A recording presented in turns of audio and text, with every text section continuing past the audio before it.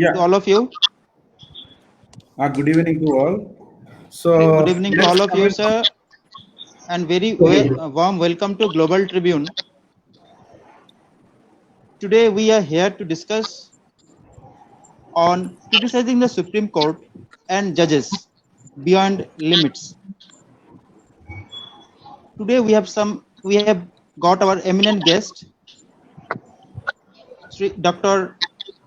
K.G. Balakrishnan ji, former Justice of Supreme Court of India. Namaste, Balakrishnan ji.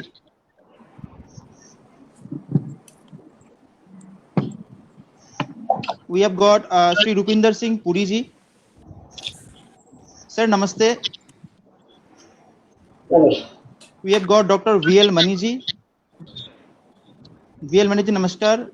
Namaskar. We have got K.P. Kailasanatha Pillai ji. Dr. Pillai ji, namaste. And advocate from Supreme Court, Shine ji.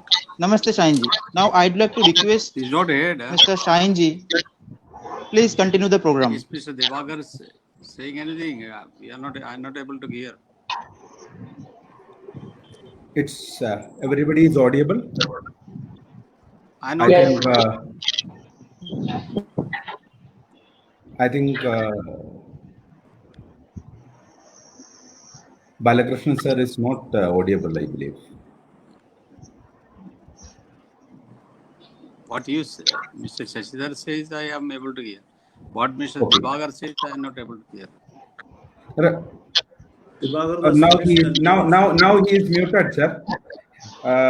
Anyway, Mr. Divagar is from the Global Tribune chief editor, and now I will request Dr. Kailasnath Pillai ji to give a more in-depth detail about the topic today which we are going to discuss, and just a brief introduction about our eminent guest stars. Please go. Namaste to all. In the beginning itself, I may apologize for the small technical glitch occurred in the beginning regarding the logging in. As technology is ruling us, we are not ruling technology now. Anyway, I am indeed happy that such a program has been organized by the Global Tribune, initiated by the efforts of its chief editor, Mr. Divagar Kundu.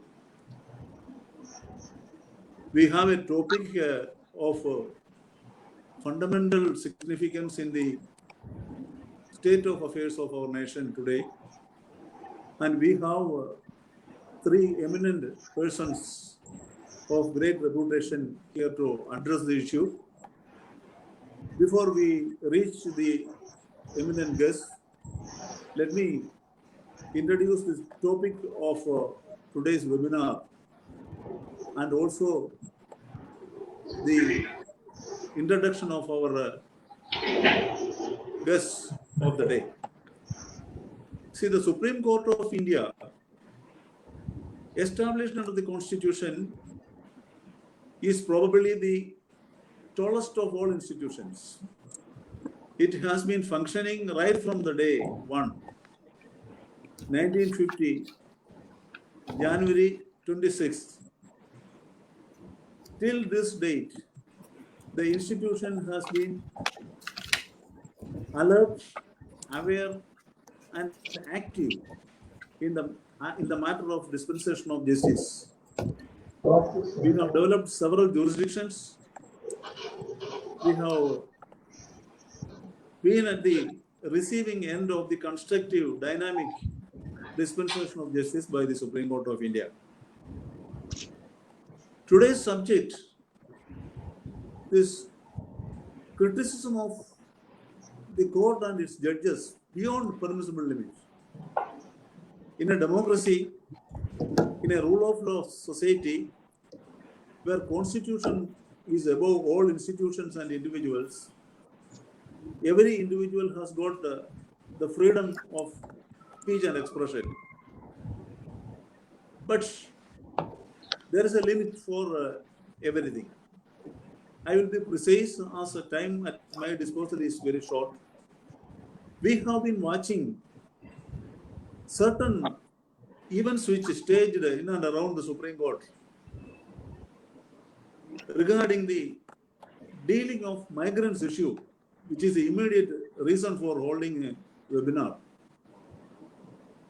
Certain sections of the lawyers and certain sections of the media started a devastating criticism of the institution of Supreme Court and its judges. I will not be mentioning any names. A section of senior lawyers who are part and parcel of this institution, who have indeed been in the institution for a long time, they have chosen a wrong path to criticize the court in a very devastating manner. A few of them wrote a letter to the Honorable Supreme Court of Justice, Honorable Chief Justice of the Supreme Court, and circulated it among the other judges, and leaving it to the media also to comment. They have used such language that the court was criticized in a very aggressive manner. For your information, I will read one sentence from that letter. We respectfully, I quote, we respectfully submit that this institutional deference to statements made on behalf of the government and the court's apparent indifference to this enormous humanitarian crisis would, if not rectified immediately, amount to the court having abdicated its constitutional role and duty to these teeming millions of poor hungry migrants. Then another sentence, indeed the current migrant crisis is symptomatic of how the constitutional promises of equality, life, freedom and dignity have been totally ignored by the government while imposing arbitrary executive measures. The Supreme Court's unwillingness to hold the government to the account and to provide succor to these poor millions will severely erode its constitutional role and status as the guardian of the fundamental rights of the people. See, the tone and tenor of the letter is, it is an attack against the government. They want to attack certain quarters, vested interests want to attack the government and specifically the Prime Minister. So they have chosen a soft target, that is in a circumlocucious manner. What they cannot do directly, they are indirectly trying to achieve, putting the court in an embarrassing situation and judges to attack the government. And the most unkindest cut comes thereafter. Even former judges of the Supreme Court sought to write and publish articles granting grades to the Supreme Court, granting F grade, G grade and all. So this was sent a wrong message to the public. And several articles were written castigating the Supreme Court of India, sending very wrong signals to the ordinary people, ordinary citizenry. So the court has again and again recorded that we have been watching what the governments are doing, central government and state government. And the central government and state government, they are the Chief Justice of India in an interview to the Daily Hindu said that executive is the best branch to implement, govern. And they are doing it, let them do it. And instead of that, a section of the lawyers, supported by a section of the press, they have sought to criticize the court, criticize the Chief Justice and judges, which is most unfortunate. It is not at all acceptable to the general public. See, even senior lawyers, what the court decided 8 years back, they are taking out the judgment and commenting on the judgment, saying that the Supreme Court has retarded the economic growth of the country. See, court can have a judgment of a case only on the basis of the evidence and arguments, submissions made before it. After 10 years, in 1950, A.K. Gopalan's decision was there. Today, you say that Supreme Court did a mistake. No, you cannot say that. So, I I will be concluding my initial submissions. We have eminent speakers here to address you on the topic, and this trend of criticizing the court and the judges for a veiled attack on the government. Government they know that it is so powerfully entrenched, and they are doing very actively. And for all these huge noises made, certain defensive voices uttered by the Solicitor General has been again singled out for acute criticism. So it is a duty of the Solicitor General to address if something is said more than necessary in the court. He is to defend the reputation of the court also. With these introductory words, now we have very illustrious speakers, experienced persons here. Dr. Justice K.G. Balakrishnan, who was judge of the Supreme Court for about 10 years and Chief Justice of the Supreme Court for about 3 years. We know the humility, the simplicity of the man, of the judge. He was the author of several landmark decisions, and Justice K.G. Balakrishnan's time witnessed the development of constitutional jurisprudence in a big way, in several dimensions. So, Dr. Justice K.G. Balakrishnan is no stranger to the province of advocacy, province of law, and even to the people of this nation. And we have a senior advocate and former president of the Supreme Court Bar Association, Rubinder Singh Suriji, a very close friend and elder brother of mine, who has been guiding almost all aspects. And I congratulate sir for becoming the additional Solicitor General of India today.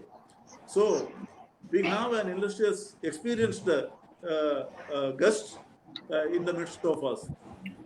We have an eminent judge, we have an eminent lawyer, and we have an eminent jurist, Professor Dr. V.L. Mani, who is a dean and director of Law College in Chennai. So Dr. Mani is the author of several books. Dr. Mani has great practical experience in intellectual property. He has been in the faculty of several national law schools.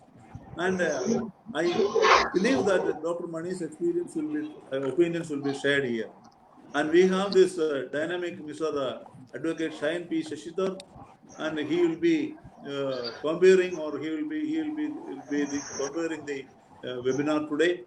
And I once again thank Mr. Dibakar Kundu for taking this initiative and giving this good positive message to the public at large regarding the tallest institution under the Constitution of India, that is the Supreme Court and the judiciary. Thank you, and I now leave to Advocate Shayan P. Shashidhar to invite the guests. Thank you, sir. Thank you, Pillai sir. You are not only the senior advocate, you are, of course, an academician as well.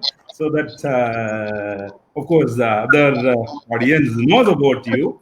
So, sir, now I request Dr. Justice K.G. Balakrishnan, sir, for your inaugural speech and the keynote address.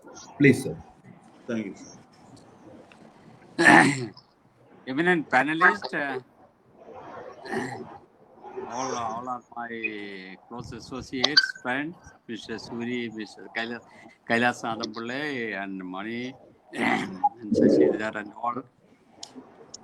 You have taken a very important matter, because from the legal perspective, large number of matters are brought to the Supreme Court nowadays, either as a public litigation or otherwise other form of litigation.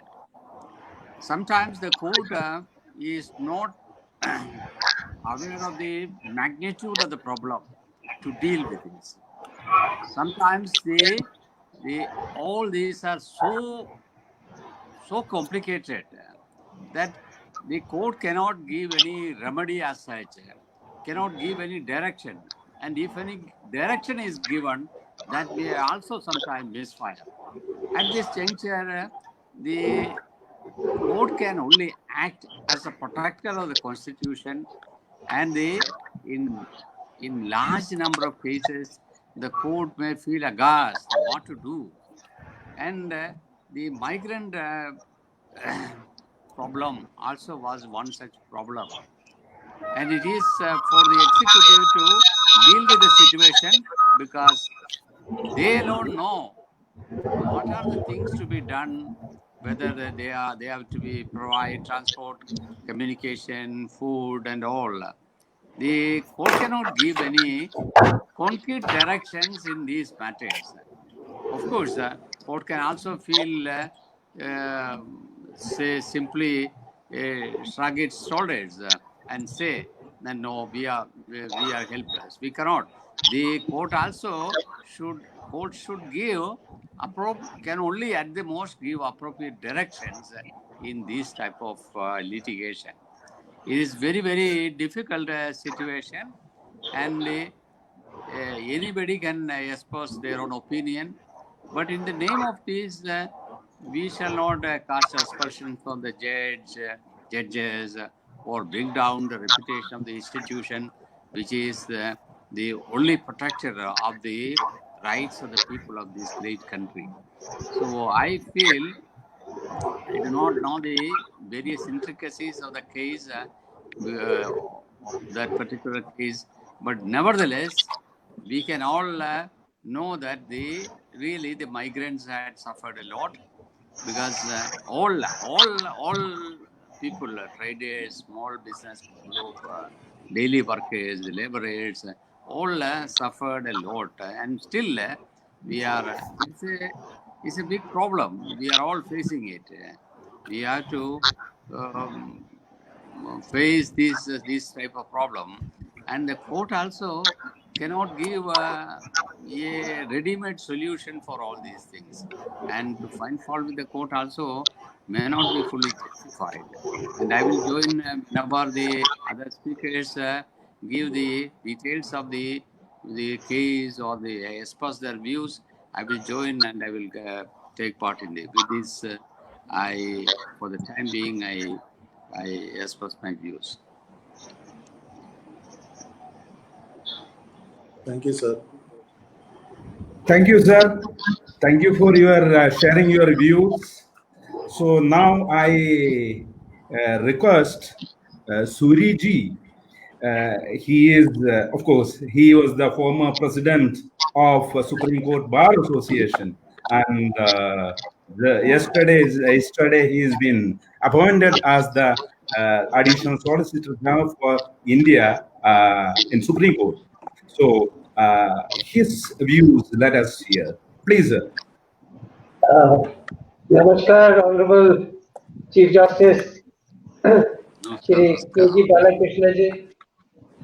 For me, he'll always remain a Chief Justice, whether he's former or current. Shri Kailasanath Pillai ji, dear friend of mine. Shri Dr. V.L. Mani, my colleague Sachidhar, and the catalyst and the initiator of today's webinar, Mr. Dipakar Kundu. The framers of the Constitution made 3 pillars for our Constitution: executive, legislature, and judiciary. And therefore, it is necessary for all 3 to remain relevant, current, and functioning. And the final arbitrator and the decision that who is within the limits and who is outside the limit of the Constitution lies with the judiciary. The topic is criticizing the Supreme Court and judges beyond limits. Answer is very simple, that it is contempt. Why it is contempt? Because the moment you exceed the limit, you dilute the strength of the pillar, which is judiciary.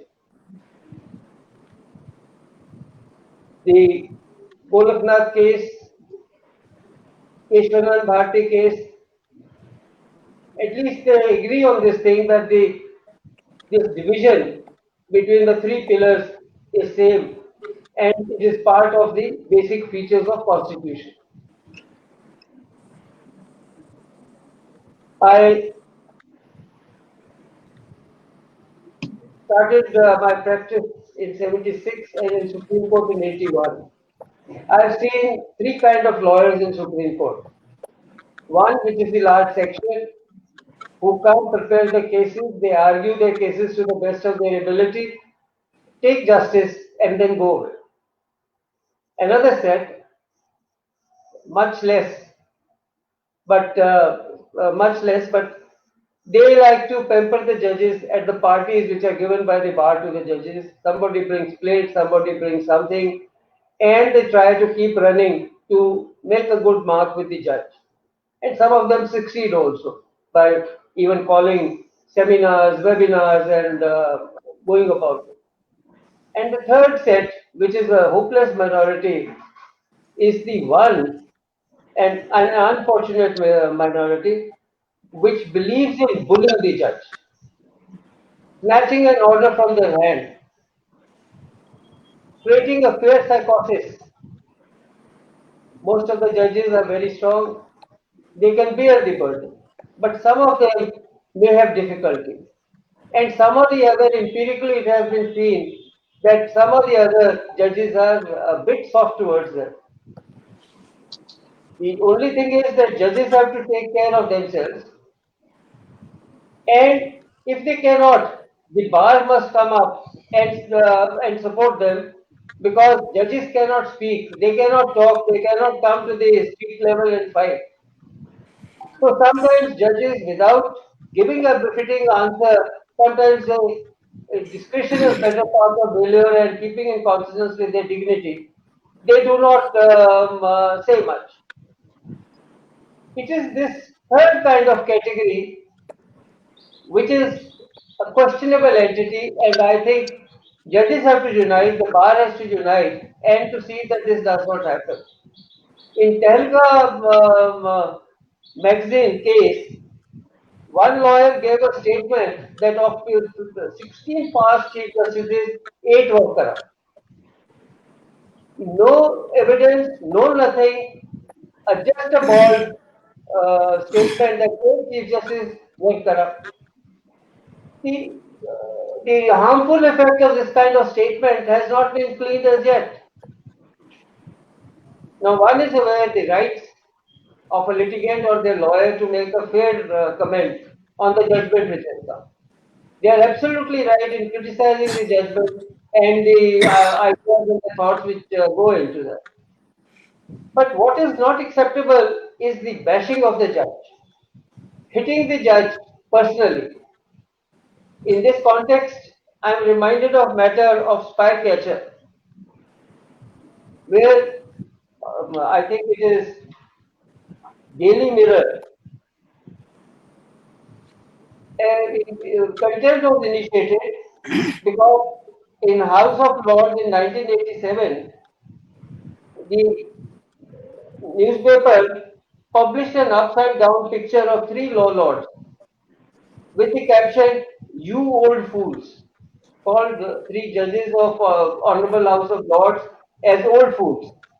And Lord Templeton refused to initiate contempt proceeding, and he said, "Yes, indeed I am old, and I may be and I may be a fool in somebody's perception, but I will not order or direct contempt because they have not said personally anything against me. They have not said that I am corrupt, that I am acting under some vested interest or outside this thing." And he dropped it. But out here, sometimes the personal attacks are being made. We see the case of Carlo Fulla. We see the case of Justice Loya. We see in succession 4 chief justices being personally named and the insinuation of corruption and other things being taken. The old judgment of 2007, and I'd just like to read 3 paras from that. It is Haridas versus Usha Ram Manik. It is 2007-14 SEC. In para 1 and 2, they say judge bashing and using derogatory and contemptuous language against judges tend to scandalize and lower the authority of courts and cannot be permitted because of function of democracy and independent judiciary to dispense justice without fear and favor is paramount. It strengthens the faith and confidence of the people in that institution that cannot be permitted to be undermined because of that will be against the public interest. Judiciary should not be reduced to the position of flies in the hands of wanton boys. Judge bashing is not and cannot be a substitute for constructive criticism. Whereas 28 and 34 it says, judiciary is the bedrock and handmaiden of democracy. By attacking the reputation of judges, the ultimate victim is the institution. The day of the consumer of justice lose faith in the institution, that will be the darkest day for mankind. The importance of judiciary needs no reaction. I would say I need not read others because they have the same tenor. Today, importance of Mr. Pillai, Mr. Suri, Mr. Sasidhar is only because people have faith in judiciary. It is because of the high pedestal that judiciary is kept at that we who want justice for our consumers of justice are respected in the society in a very high manner. And that this has been trying to be denigrated by few. And some of the judges have reacted very strongly, and incidentally, that makes such attackers go back. Others have taken it easy. Somewhere Bar has failed in supporting them because Bar should have been very, very vigilant and proactive in supporting them. The Bar needs judiciary, and judiciary needs Bar more than that. Though I must say that what I see is that at times, in times of adversity, only judiciary leads towards the Bar, but otherwise, at times, they ignore the Bar also. So that should be rectified by the judges in that sense.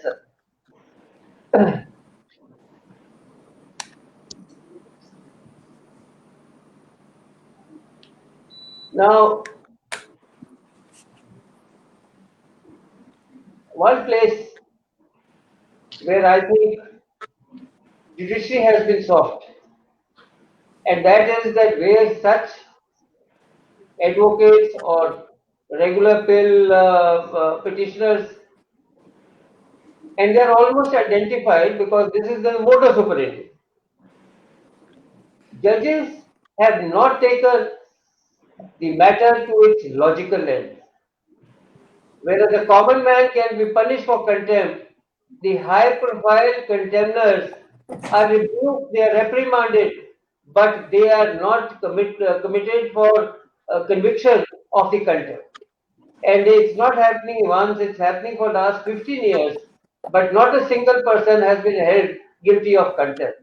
I think somewhere Supreme Court has failed in laying down a standard that high or low, everybody is safe before the judiciary. You attack the judiciary, you face the consequences. Thank you. Thank you, sir. Thank you, sir. Thank you for your sharing your views. Now, Dr. V.L. Mani, he is the Director and Dean of School of Law, Hindustan Institute, Hindustan University at Chennai. He is an eminent academician, and he served as principal for Law Academy and a couple of universities. He was a dean. He served as a dean. So, sir, please share your views. Thank you. Most respected Lordship Sri KGB Balakrishnan sir, most respected Rupinder Singh Suriji, Dibakar Kundu, Shine, and most respected Senior Advocate Sri Kailasnatha Pillai sir. So I'm very happy to participate in this discussion. Even though I'm not a professional and an advocate by this profession, I'm an academician already. But I have made some studies in regard to the functioning of the judiciary and all that, and also how it functions. And we have studied a paper in what is called, I should say, we call that paper as this thing, no, judicial process. The judicial process, naturally, what happens is the stare decisions, the previous decisions will stare on the judges to make decisions. So, by and large, we are generally governed by the previous decisions. And also, we are having the three pillars of democracy, like judiciary, executive, and administration. Parliament, executive, and judiciary. So, in the process, it's a very strong, well-knitted system that is existing in India. From the time the constitution is established, this network is functioning very well in a very knitted manner without any imbalances. And we Indians give maximum priority for the judiciary, because no, judiciary has never failed in India. Unlike in many other countries where there are problems, in India the judiciary is well respected, dignified. It's a matter where coordinate things, just having high ideals, I should say, and keep the canons of rule of law. So I have got great respect for the decisions of the Supreme Court of India at each and every stage. And that does not mean that the democracy does not have the right to criticize. In 1982, there's an article published in Harvard Law Review by Frank H. Easterbrook. He's a professor in Columbia Law School. And he has mentioned that critics is possible for the Supreme Court decisions, not only for their substance, but also for their, structure and inconsistency. We can say where there is a decision and some dissents, it can be questions. And also where there is a lack of depth in the decision, it can be criticized. It is all happening. So I don't think that this Supreme Court and functioning of court is not subject to criticism. But the level of criticism is nowadays, some circumstances, going to great extreme, in which it is nothing but just to criticize. As far as Indian Supreme Court function is concerned, it is one of the best in the world, I guess. Next to British system, I think the Indian judiciary has tested the time of existence. We are having the best judges ever, and we are having very dignified judiciary so far. And even when the judges are dragged to controversies, Supreme Court has maintained its balance, dignity, and has dealt properly each and every aspect of the criticisms. So it has been a very theoretical matter of interest only in regard to criticism of Supreme Court. But when we see certain things happening, like in the Asia case recently, it has happened, severe criticisms from some quarters that Supreme Court is not functioning, not giving the level of performance. I think this is not a proper way. It is just to degrade the image of the judiciary. That should not be allowed. The judiciary has always kept the level of dignity, respect, and the balances it ought to keep in regard to the public decisions and all. It is actually a resourceful place of excellence. And we have seen various tests for this judiciary during emergency, during high number of litigations, when the judges' dignity were questioned, all these things, our Supreme Court has always upheld the view of law. Rule of law has prevailed, and it has never bothered to go out of that dignity. And the Supreme Court is functioning in a very synchronized manner, a very effective manner. Now, any citizen you ask, any lawyer you ask, mostly, generally we can say people are happy with the functioning of judiciary. It is the rule of law that prevails in India. Then the Indian system of judiciary is one of the best, I think, we can ever think of in any other place. And it has tested the time from 1950s till now. It is going very well in regard to each and every aspect. While dealing with this migrant labor issue, the Supreme Court has asked us to ask the government to report back, to review what has happened. So that much social interest is there in regard to the Supreme Court of India. And we can say the decisions are very deep, working, and the judges are working overnight. We are now seeing a recent trend of, somewhat I can say it's a kind of, somewhat this over activism on the part of Supreme Court by sitting even in midnight. Supreme Court has sat even in the midnight and is giving all the remedies that is required for the country, and in the good spirit only. Supreme Court has always tested the time. But still, if somebody criticizes for the purpose of spreading of negativity, I think we have to, we need not consider that, and that should be strongly protested. And our democracy does not mean to say anything. There should be limits for the matter to which it has been given. The maximum tool that is available for the court to produce it is to bring the contempt of courts. Even that court is not doing. Even in many cases where there are chances for bringing contempt, it's not being done because court is keeping its dignity, respect, and they are not involved in any kind of imbalance to such a manner that it creates an imbalance. So, to what extent it can be criticized? It can be as this Professor Easterbrook was telling, it can be criticized for the content. It can be criticized also for the structure and the inconsistency, and also inconsistent decisions or frequent postponing of decisions or divided decision on fragmentation where there's question of law and all. But in most of the cases, Supreme Court has come up very appreciably in regard to many of the decisions. If we take this in international perspective also, even in considering many decisions in Pakistan or Sri Lanka or whatever country may be, Indian judiciary has tested the time.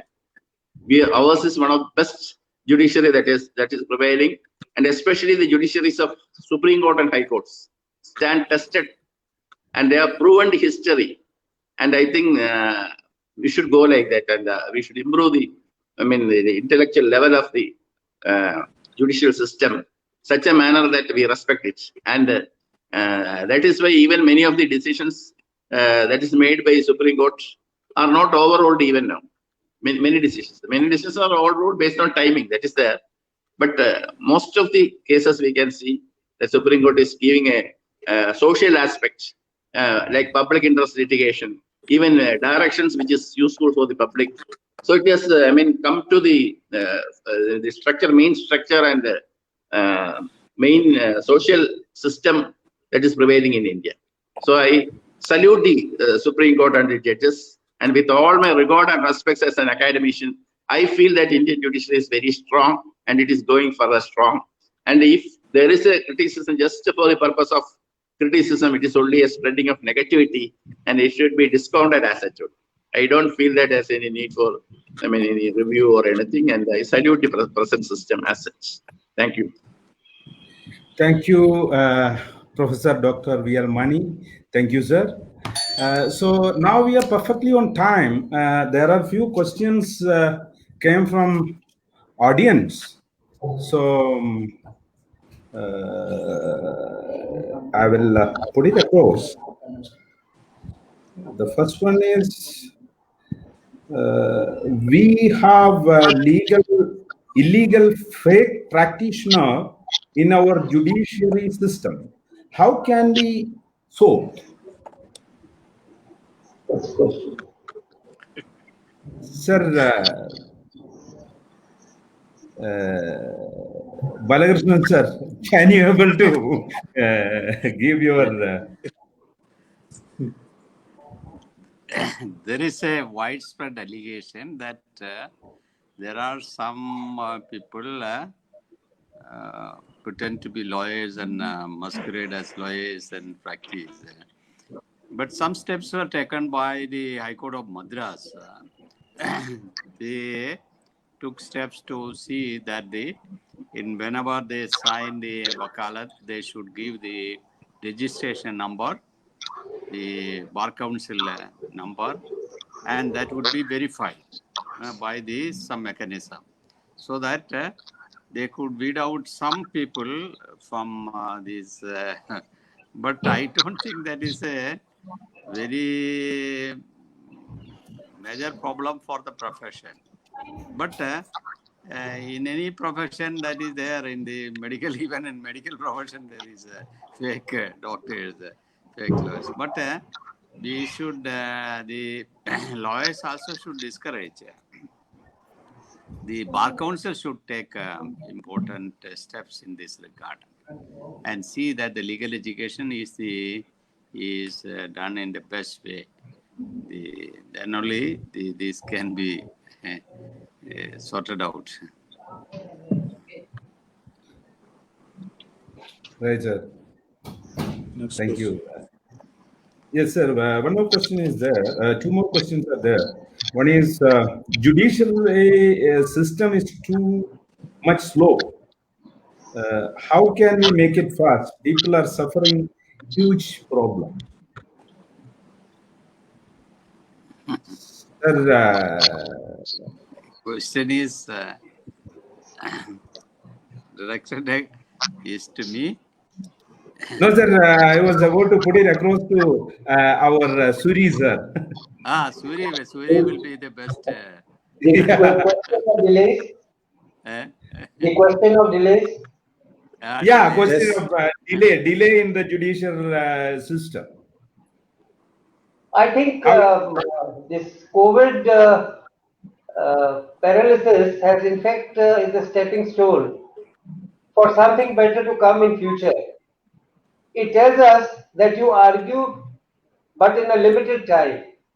You make pointed questions, you give written submissions, you give written pleadings.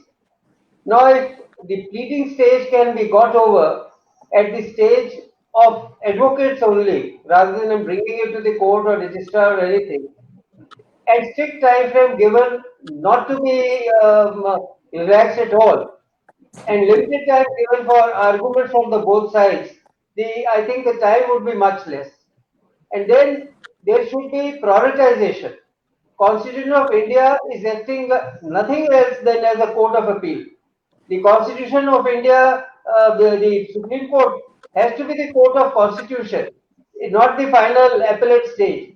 So, but everywhere judges are seeing some kind of injustice, and in the sake of injustice, they take up these matters.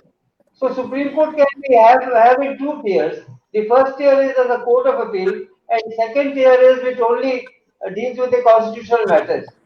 The benefit of constitutional matters is that if one case goes, thousands and lakhs of cases get covered by that. The petitions get admitted, they don't get decided, and things keep piling up. So it has to be done on ward footing. And secondly, the appointment of judges.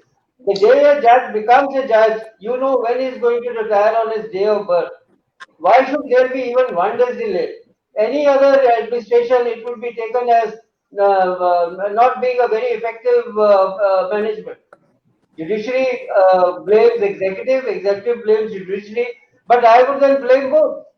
So therefore, sincere effort should be made that the day a judge retires, the other person comes. The lack of judges is as much as 200 out of 600 odd judges at any point of time. Similarly, district judges. It is when entire all judges are appointed, one judge for 73,000 people is there, which is not adequate. It is a very poor ratio from the world over point of view.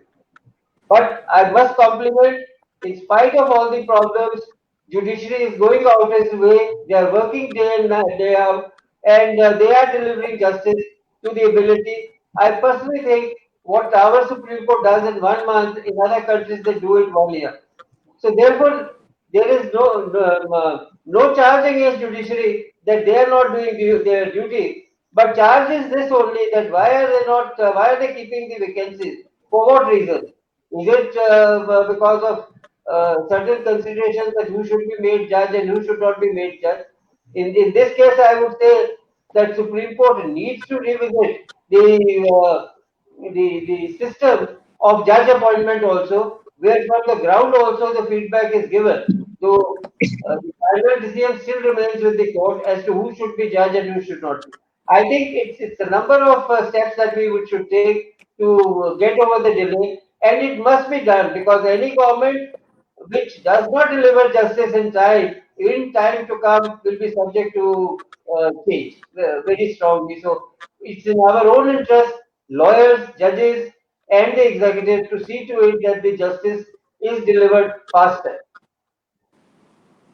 Thank you, sir. Pillai sir, there is a similar type. One more question is there. See the critical matters recently, which whatever is arising or coming to Supreme Court, it is postponing for a longer duration. It's adjourning for longer duration. So maybe this migrant matters or a few controversy matters, maybe that only the audience is mentioning. So what's your view? The Supreme Court has never classified any matters as critical matters. Every matter that comes before the Supreme Court has got its own seriousness, its own criticality. And the court may adjourn cases on different umpteen grounds, umpteen reasons. And most often to accommodate lawyers, most often to make the pleadings complete, most often for practical reasons, Supreme Court adjourns cases. On not a single occasion, the court will adjourn cases saying that we can't decide this case. No such situation at all. So that is not at all an issue. That is not at all an issue. The issue is that for even silly matters are taken up and blown out of proportion and trying to criticize. These are mild criticisms or observations, but we are unable to digest the atrocious criticism leveled against the Supreme Court and judges by a section of the lawyers. See, the words used by them. Why you want to use words, such words to scandalize, vandalize the court and the judicial system? You are throwing, just like you are throwing pollutants into the river Ganga, you are throwing pollutants, words polluting the stream of justice. That should be avoided. You are trying to politicize the court, the forum of the court. You are abusing the process of law. You are condemning the procedure of the law. If you want to score political points, if you want to play to the gallery, you go elsewhere and do it, not in the court. And the judges are there. You know, in the American Supreme Court sits only for 40 days a year. Whereas, see, our Supreme Court, the volume of the work done by the judges in the Supreme Court, High Court, and other judiciary here. So you can't baselessly, sweepingly criticize the court. And now here again in this matter, there is a consensus reached here by a longest served Chief Justice of India is with us. And a lawyer who has been practicing in the Supreme Court for about 4 decades is with their additional Solicitor General. A jurist, Dr. Mani, is here. There is a consensus of opinion among us that court should be respected as the court. And this is not a theater of the absurd. It is not an amphitheater. You should not do your acrobatics here through words or through action. People come to the court with a team of lawyers and then shout at judges. And some judges are gentlemen. They are scholars. They don't shout back. They can't shout back. See here, you may have to satisfy your political leader sitting in the house residence by saying that I have criticized the court for this, and I can't criticize the Prime Minister or his party or his government, so I have criticized the Supreme Court. So we are saying that Supreme Court has abandoned its rule. See, such words are used. And for deciding a case in a particular way, you are saying that the Supreme Court has lost its way. One former Attorney General had the non-challenge to address the press and say that Supreme Court had lost its way in deciding one case. So this is bad. This is unacceptable in a democracy. In a democracy, you have right to dissent, but you don't have right to destroy and destruct. That you should not do.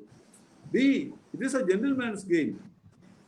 Act well your part. They are all honor lies. You should do like that only. That is my. So we have a consensus reached here. We have answered the questions raised by these sections. And I think that today's webinar has served this purpose effectively and constructively with the participation of such well-meaning people, knowledgeable people with us. Thank you. Thank you, sir. Thank you. Sir, Mani sir, there is a question to you as well. So you are mentioning about the role of law. So to what extent the virtual court in rural areas implemented rule of law during this pandemic period? Yeah, there are difficulties during COVID period to appear. And also the court, is an open place where pandemic patient come, it affects the other population also. So despite of that, our court, even in Thiruvananthapuram, we are cases where criminal courts they were doing online. They were taking cases by video conference. Judges were ready to hear the case and dispose the case and give proper relief, even when there is no possibility of making any hearing. That is out of social interest. Many judges, even the people in the lower judiciary, magistrates who are committed, they were going to court, and in some cases which is serious nature, they were disposing by hearing the parties either online or some other method by which representations are taken, and they were disposing the cases by sitting in the chamber. So that is the commitment which the judicial officers are taking. Judicial officers, what I understand is doing great service to the community, because when there is a problem of this nature, they are coming without getting close. They are engaging in the work. When everywhere it is lockout, the magistrates were available and munsifs were available. In some cases, urgent postings were heard even in chamber. That's what I understand. Even though court is not functioning, in urgent cases, judges have consented to go and they have heard the cases. So that is the only possibility. We are also now in many education institutions, we are going online. That's the only possibility. Because of this pandemic, we cannot mix the social distancing, and also very poor common man, they may not be they may not be knowing the decorum, how to keep the distancing, social distancing and all this. Despite of all these difficulties, the courts were functioning, and they were doing in very enormous efforts were taken by the lower judiciary. And they were also propagating. There were bar associations where the local judicial officers were going there and giving the proper support for the protection of the COVID-19 propagandas. So in Tiruvandhuram, I heard few instances happening. They were going for the spreading of the message of the protection from the COVID and all that. So it's a social factor. Judges are also getting involved in the society. And they are also trying to solve the problem by hearing, even online, despite of difficulty where the courts cannot function. And that is the extent which we would like for the judiciary to go ahead for the welfare of the people. Yeah. Thank you, sir. Thank you. Mr. Stein, yeah. you permit me to add one thing? Yeah, please. See, our Supreme Court has been very much aware, alert when the pandemic erupted throughout India. See, at a single order passed by the Supreme Court, it served the interest of justice for crores of people by extending the limitation of all course of action, all actions which would be limitations will be hit by limitation. See, these people who are criticizing the Supreme Court, see the element of human rights involved in it. How much convenience, how much service it has been, it was served the interest of the people. Then earlier you can file matters in Supreme Court only during daytime. Now 24 hours you can file matters online in the Supreme Court. You have to change with the changing times. You have to rise to the occasion.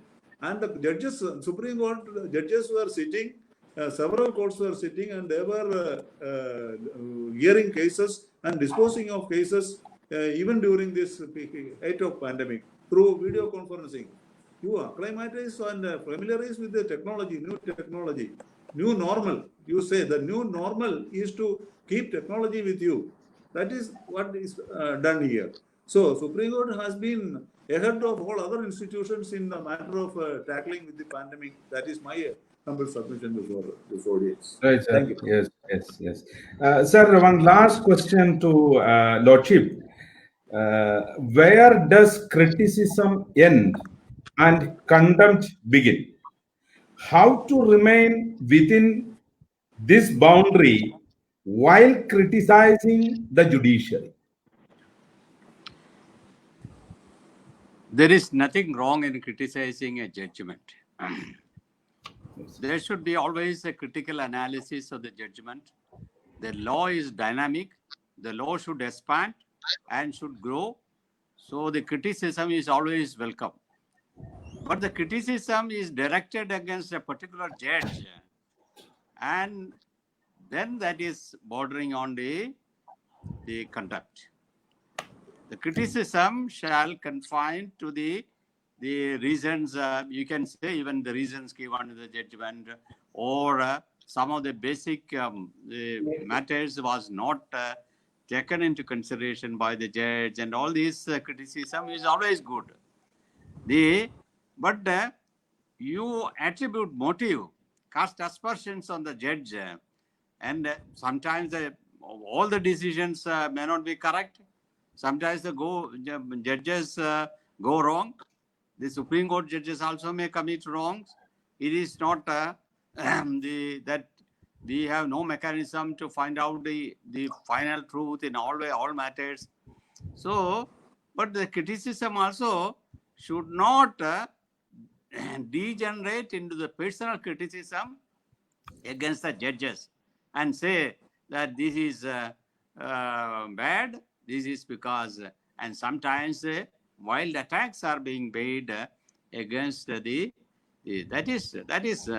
is not desirable, that is never accepted, and it is always through the all jurisprudence, it is not appreciated.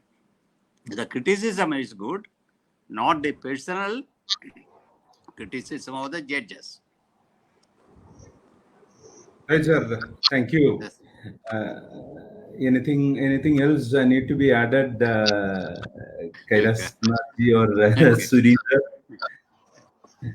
I hope we can conclude the webinar. Yeah, right. Unless Do we have the time? Do we have 2-3 minutes? Yeah, 2-3 minutes is there, sir. If you want to take, you can add few I more just points. want to read one para, again from the Haridas judgment, where it says, the majesty of law continues to hold its head high, notwithstanding scurrilous attacks made by persons who feel that the law courts will absorb anything and everything, including attacks on their honesty, integrity, and impartiality. But it has to be borne in mind that such divinity and magnanimity is not its weakness but its strength. The judiciary generally ignores irresponsible statements which are anything but legitimate criticism. It is to be noted that what is permissible is legitimate criticism and not illegitimate insinuation. No court can group with equanimity something which may have a tendency to interfere with the administration of justice. Some people find the judiciary a soft target because it has neither the power of the purse nor the sword which other wings of democracy possess. It needs no reiteration that on the judiciary millions pin their hopes for protecting their life, liberty, property, and the like. Judges do not have an easy job. They repeatedly do what rest of us, the people, seek to avoid, make decisions. That is, make decisions.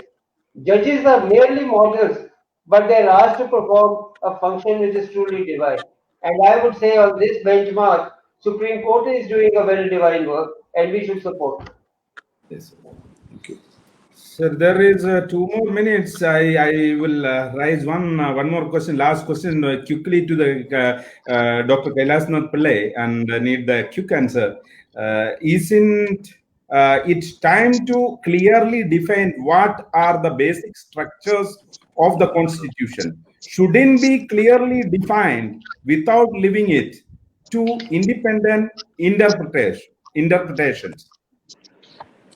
See, the concept of basic structure, we are entering into constitutional jurisprudence. The concept of basic structure is a parody. It is a hypothesis. It cannot be defined, it need not be defined. Because the judges and the court, they are facing situation reaction tests when every case, every problem comes before the court.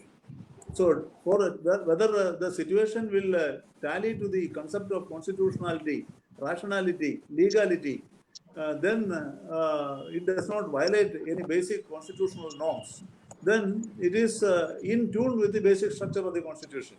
And even the judges, the largest number of judges that heard the basic structure judgment case or fundamental rights case, Kesavananda Bharati case, in that decision where this basic structure concept was elucidated for the first time by the court, there also it is not defined. Thereafter, this judgment and this ratio, this decision reasoning has been employed to tackle several situations of constitutional imbroglio or constitutional labyrinth.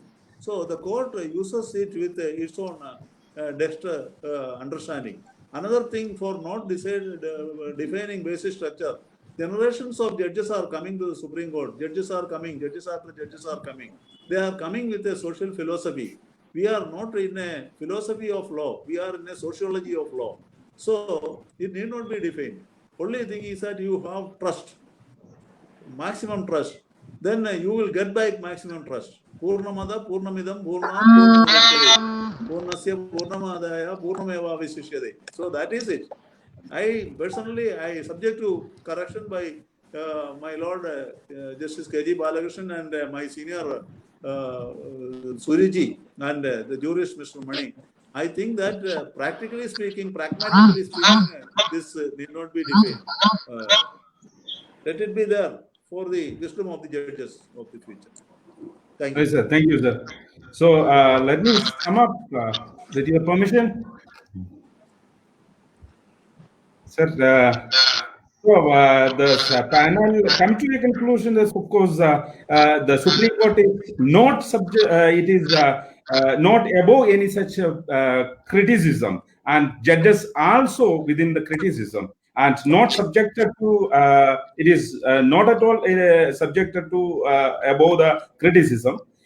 Yes, our Supreme Court is always upholding the rule of law as such.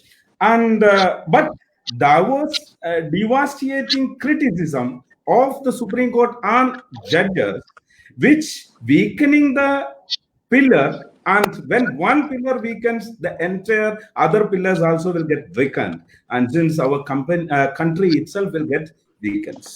And this is, of course, is happening because of the different type of advocates who are there in the Supreme Court and in our country, which the inability of the advocates, which they are forcing to turn into the criticism on judges and the court. So thank you. Thank you, Mr. Dibagar Kundu, for organizing such a wonderful and knowledgeable, and which is the need of the hour for today, is such a wonderful webinar. And thank you, Dr. Justice K.G. Balakrishnan, sir, to be here. We are privileged with your presence. Thank you, sir. And Senior Advocate Rubinder Singh Suri, sir, thank you. Thank you once again. And Dr. Kailas Nath Pillai, sir, thank you. And eminent academician Dr. V.L. Mani, thank you, sir. Thank you being here to share your views. Thank you very much. Thank you. Thank you all. Thank you all. Thank you. Thank you very much for coming us.